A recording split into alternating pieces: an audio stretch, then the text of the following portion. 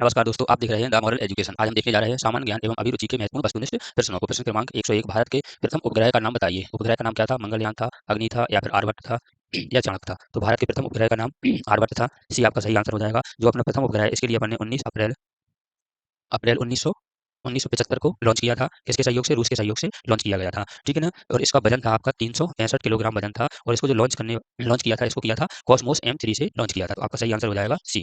प्रश्न क्रमांक 102 है। हमारे और प्रश्न की वीडियो हमारे चैनल पर डली है, आप वहां से प्रैक्टिस कर सकते हैं। प्रश्न क्रमांक 102 है। किस राज्य सरकार ने तानसेन सम्मान की स्थापना की थी? किस राज्य में तानसेन सम्मान की स्थापना की गई थी? राजस्थान में, महाराष्ट्र में, तमिलनाडु में या फिर मध्य प्रदेश में? इसका सही आंसर हो जाएगा मध्य प्रदेश में। मध्य प्रदेश के ग्वालियर जिले में तानसेन समारोह किया जाता है। ठीक है, और इसे किया जाता है 1980 से ये किया जाता है। पहले इसकी राशि कम थी, अब वर्तमान में इसकी राशि 5 लाख रुपए दी जाती है सम्मान में। तो आपका सही हो जाएगा मध्य प्रदेश सरकार, तानसेन सम्मान मध्य प्रदेश सरकार। प्रश्न क्रमांक 103 है। 103 कह रहा है, फैटम लिम्ब सिंड्रोम की खोज किसने की थी? जो आपका फैटम लिम्ब सिंड्रोम है, इसकी खोज किसने की थी? B.S. रामचंद्रन ने, G.N. रामचंद्रन, B.S. राव या फिर A.S. पटेल जी ने? तो इसकी की थी B.S. रामचंद्रन जी ने की थी। ये आपका सही आंसर हो जाएगा। प्रश्न क्रमांक 104 देखते हैं। किससे किससे जुड़ा जनहित को किससे जोड़कर दिया जा सकता है? जो निजी हित से, सामाजिक विभाजन से, राष्ट्रीय हित से या फिर आरक्षण से? तो आपका जनहित है, इसके लिए अपन राष्ट्रीय हित से जोड़ते हैं। सी आपका सही आंसर है। जनहित को राष्ट्रीय हित से जोड़ा जाता है। प्रश्न क्रमांक 105 है। पश्चिमी देशों में जनहित को प्रेषित करने वाला आयाम है। जनहित को प्रेषित करने वाला आयाम क्या है? पूंजीवाद है, ग्लोबलाइजेशन है, न्याय व्यवस्था है या फिर नैतिकता है? तो इसकी सही आंसर हो जाएगा न्याय व्यवस्था। जो पश्चिमी देश में जनहित को प्रेषित करने वाला आयाम क्या है? न्याय व्यवस्था। सी सही आंसर। प्रश्न क्रमांक 106, निम्नलिखित में से कौन सी भाषा अधिकांश स्थानीय लोगों द्वारा बोली जाती है? इसे इसे कास्तिकानो भी कहा जाता है। ऑप्शन देखते हैं अपन। एक मिनट, ऑप्शन देखते हैं। इतावली भाषा है, स्पेनी भाषा है, पुर्तगाली है और फिर यूनानी है। तो स्पेनिश भाषा बोली जाती है। डी आपका सही आंसर हो जाएगा और इसके लिए लगभग 40 करोड़ लोगों द्वारा बोली जाती है। डी सही आंसर। प्रश्न क्रमांक 107 देखते हैं। बच्चों की फिल्म संस्था जो बच्चों के लिए फीचर फिल्मों द्वारा लघु फिल्मों का निर्माण करती है, में संगठन की गई थी? कब गठित की गई थी? इसके लिए 1953 में, 1955 में, 1961 में, 1966 में? तो इसे गठित की गई थी 1955 में। बी सही आंसर हो जाएगा आपका। इसके लिए कभी गठित की गई थी? 1955 में। इसका मुख्यालय कहाँ पर है? मुंबई में। इसका मुख्यालय मुंबई में स्थापित है। वर्तमान में इसके अध्यक्ष मुकेश खन्ना जी। प्रश्न क्रमांक 108 देखते हैं। अखिल भारतीय खिलाफत सम्मेलन नवंबर 2019 में आयोजित किया गया था। कहाँ यह कहाँ हुआ था खिलाफत आंदोलन? अलीगढ़ में, लखनऊ में, लाहौर में या फिर दिल्ली में? तो खिलाफत आंदोलन दिल्ली में हुआ था। डी सही आंसर हो जाएगा आपका। और यह है 1919 में हुआ था, यहाँ लिखा ही है। आगे देखते हैं अपन। प्रश्न क्रमांक 109 है। सिविल सेवा दिवस प्रत्येक वर्ष मनाया जाता है। सिविल सेवा दिवस कब मनाया जाता है? 21 अप्रैल को, 13 अप्रैल को, 10 अप्रैल को या 11 अप्रैल को? तो सिविल सेवा दिवस मनाया जाता है 21 अप्रैल को। ये आपका सही आंसर हो जाएगा। ये कब से मनाया जाता है? ये 2006 से मनाया जा रहा है। तो सिविल सेवा दिवस 21 अप्रैल 2006 से मनाया जाता है। प्रश्न क्रमांक 110 है। किस संशोधन द्वारा स्थानीय सरकार निकायों को चुनाव को अनिवार्य कर दिया गया था? जो संशोधन किया गया था उसमें स्थानीय सरकार जो निकाय है उसके चुनाव को अनिवार्य कर दिया गया था। 72वें संविधान संशोधन, 73वें, 64वें संविधान या 63वें संविधान? तो 73वें संविधान संशोधन द्वारा आने के लिए कर दिया गया था। डी सही आंसर हो जाएगा आपका। जो आपका 73वां संविधान संशोधन है 1992 में हुआ था, 92 में हुआ था। और ये काय से संबंधित था? पंचायतों से संबंधित था। पंचायत कौन सी सूची में रखी गई है? 11वीं सूची में रखी गई है। 11वीं आपकी अनुसूची में रखी गई है। और ध्यान रखना है आपको 1992 में ही एक संविधान संशोधन और हुआ था, 74वां संविधान संशोधन। और ये काय से संबंधित है? नगर पालिका से संबंधित है। नगर पालिका से संबंधित है और इसे 12वीं अनुसूची में रखा गया है। 12वीं अनुसूची। तो इसका आपका स्थानीय सरकार निकायों का चुनाव कब अनिवार्य किया था? 73वें संविधान संशोधन। बी आंसर हो जाएगा। कब किया गया था? 1992। ये 73वां संविधान पंचायत से संबंधित है, 11वीं अनुसूची में है। ठीक है ना? 1992 में एक संशोधन और हुआ था, इसे भूलना नहीं है। ये 74वां था, ये नगरपालिका से संबंधित है, ये 12वीं अनुसूची, 11वीं अनुसूची। प्रश्न क्रमांक 111 देखते हैं। किस गवर्नर जनरल ने भारत के दौरान भारतीय सिविल सेवा शुरू की थी? भारतीय सिविल सेवा किसने शुरू की थी? लॉर्ड, ऑप्शन देखते हैं अपन। लॉर्ड डलहौजी ने, लॉर्ड रिपन ने, ठीक है ना, लॉर्ड वेलेस्ली ने या फिर लॉर्ड कॉर्नवालिस ने? तो इन्हें की थी लॉर्ड कॉर्नवालिस ने शुरू की थी। डी आपका सही आंसर हो जाएगा। ठीक है ना? अब देखते हैं प्रश्न क्रमांक 112 है। राष्ट्रहित के लिए किसे प्रभावी बनाने की जरूरत है? राष्ट्रहित के लिए किसे प्रभावी बनाने की जरूरत है? पुलिस व्यवस्था को, मूल अधिकार को, पंचायत को या फिर आयात निर्यात को? तो राष्ट्रहित के लिए सबसे ज्यादा प्रभावी बनाने की जरूरत है पुलिस व्यवस्था को, क्योंकि कुछ पुलिस वाले हैं जो पुलिस वालों का नाम खराब कर रहे हैं, तो इन्हें पुलिस व्यवस्था को बनाने की जरूरत है। ये सही आंसर। प्रश्न क्रमांक 113 देखते हैं। महिलाओं का घरेलू हिंसा से संरक्षण अधिनियम किस वर्ष पारित किया गया था महिलाओं से? तो ये 1999 में, 2003 में, 2001 में या फिर 2005 में किया गया था? तो इसे किया गया था आपका 2005 में किया गया था। ठीक है ना? 2005 में किया गया था। इसके लिए डी सही आंसर हो जाएगा। प्रश्न क्रमांक 114 है। भारतीय संविधान का पहला केंद्रीय बजट किसने शुरू किया था? भारतीय संविधान का पहला केंद्रीय बजट किसने शुरू किया था?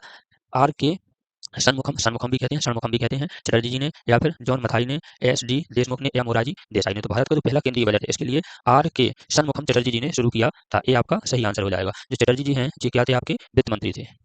वित्त मंत्री जी थे, मंत्री बने थे ये पहले। इन्होंने क्या है 26 नवंबर 1947, 26 नवंबर 1947 को इस बजट को पेश किया गया था। और इसके लिए कितने महीने के लिए बनाया गया था? पहले 7.5 महीने के लिए, 7.5 महीने के लिए बनाया गया था इस बजट को। फिर दूसरा बजट इन्होंने पेश किया था, सेकंड बजट पेश हुआ था आपका 1 अप्रैल 1 अप्रैल 1948 को पेश किया गया था। तो पहला 26 नवंबर 1947 को 7.5 महीने के लिए ये वित्त मंत्री थे, पेश किया था आर के शनमुखम चटर्जी जी ने किया था। दूसरा बजट 1 अप्रैल 1948 को पेश किया था। तो ये सही आंसर हो जाएगा। प्रश्न क्रमांक 115 देखते हैं, निम्नलिखित में से कौन सा भारत में प्रत्यक्ष कर नहीं है? प्रत्यक्ष कर नहीं है ये पूछ रहे हैं, नहीं का आपको विशेष ध्यान रखना है। तो कौन सा आपका प्रत्यक्ष कर नहीं है?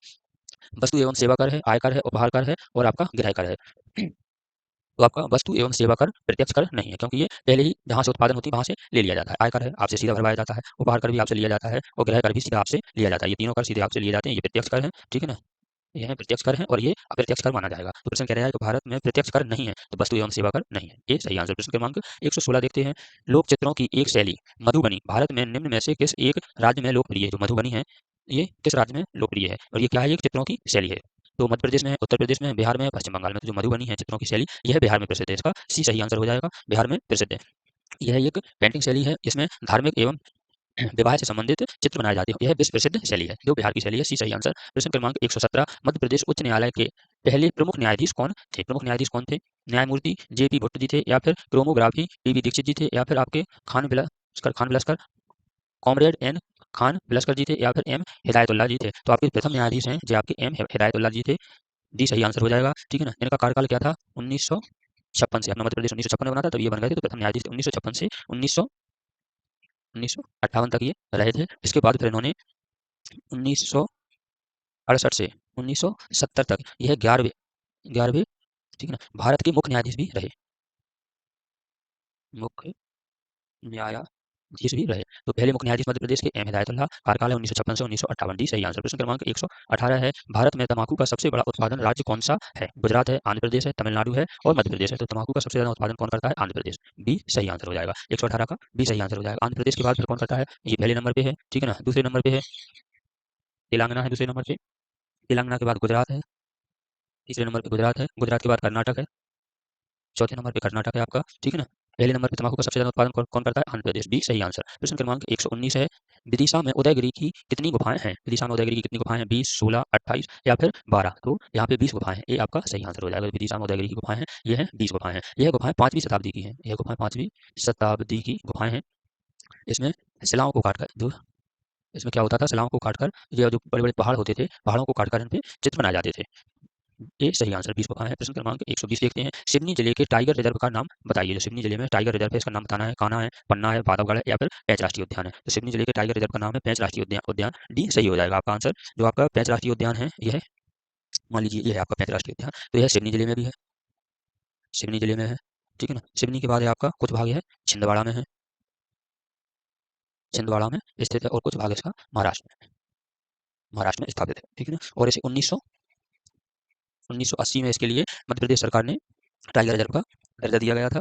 इसका क्षेत्रफल है, इसका क्षेत्रफल हो जाएगा, क्षेत्रफल है 293 वर्ग किलोमीटर इसका क्षेत्रफल है, ठीक है ना? और 1992 में इसे टाइगर रिजर्व का मिला, 1992 में इसे टाइगर रिजर्व बनाया गया, टाइगर रिजर्व का दर्जा मिला। इसमें जो प्रमुख जीव हैं, जिन्हें संरक्षित किया जाता है, बाघ है, बाघ के बाद है आपका तेंदुआ, तेंदुआ के बाद है आपका सांबर, सांबर के बाद है आपका चीतल, चीतल के बाद है आपका नीलगाय। ये प्रमुख जीव हैं जो यहाँ पे संरक्षित हैं। तो सिवनी टाइगर रिजर्व का नाम है राष्ट्रीय उद्यान। डी सही आंसर। प्रश्न क्रमांक 121 है, घरेलू हिंसा में निम्नलिखित में से क्या शामिल नहीं है? घरेलू हिंसा में क्या शामिल नहीं है? देखते हैं हम। ऐसा कार्य जिससे महिलाओं के शारीरिक स्वास्थ्य को खतरा हो, ऐसा कार्य जिससे महिलाओं की मानसिक रूप से क्षति पहुंचे, दहेज की मांग करने के कारण महिलाओं का उत्पीड़न किया जाता है, या थकान एवं अधिक घरेलू कार्य करना। तो आपका घरेलू हिंसा में थकान एवं अधिक घरेलू कार्य के ऊपर आप केस नहीं लगा सकते कि आज मैं बहुत थक गई हूँ, इस पे आप घरेलू हिंसा लगा दें। तो इस पे आपको घरेलू हिंसा केस नहीं होगा, इसलिए घरेलू हिंसा में थकान एवं घरेलू कार्य नहीं शामिल नहीं है, नहीं पूछ रहे हैं, ये तो है सभी। ये हो गया तो घरेलू हिंसा लग जाएगी, ठीक है ना? शारीरिक उत्पीड़न किया जाएगा, मानसिक उत्पीड़न किया जाएगा, या फिर आपको दहेज मांगा जाएगा, तो आपका घरेलू हिंसा आएगी। अगर आप थक गए हो घरेलू काम से, तो इसमें घरेलू हिंसा नहीं है, नहीं पूछ रहे हैं। डी सही आंसर हो जाएगा। प्रश्न क्रमांक 122 है, विजय राजगढ़ किला डैश है। विजय राजगढ़ किला कहाँ है? कटनी में है, सतना में है, जबलपुर में है, रीवा में है? तो यह कटनी में स्थापित है, ये आपका सही आंसर हो जाएगा। जो विजय राजगढ़ किला है ना, इसे अपन रंग महल के भी नाम से भी जानते हैं।